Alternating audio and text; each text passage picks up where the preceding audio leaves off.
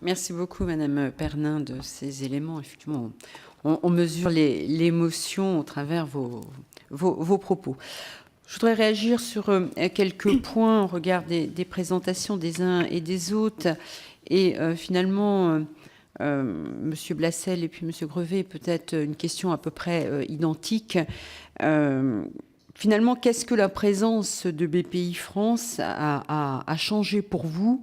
Notamment, Monsieur Blassel, vous évoquiez que les souscripteurs étaient essentiellement privés, hein, mais que au niveau public, on retrouvait effectivement les banques régionales, le BPI. Donc, est-ce que la présence de BPI France a facilité finalement la levée des fonds? Voilà. Monsieur Grevet, vous indiquiez que BPI France représentait 10% des capitaux français au travers le tiers. Donc, est-ce que pour vous, c'est un incitateur important au regard de ces capitaux? Est-ce que ça vous aide éventuellement à lever d'autres capitaux?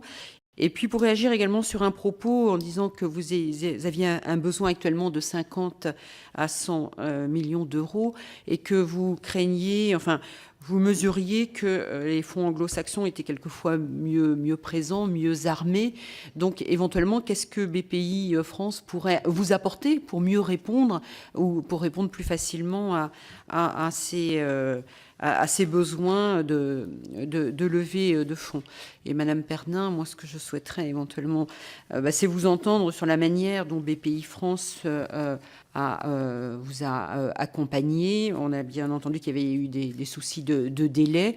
Est-ce que c'était sur des garanties? Est-ce que c'était sur des prêts, des emprunts? Et est-ce que les soucis de délai étaient liés au fait qu'éventuellement le partenaire financier qui doit accompagner BPI France dans le cadre du 1 pour 1 a eu aussi un temps de réponse? Voilà, peut-être que monsieur le rapporteur a également des questions, comme ça on pourra centraliser les réponses.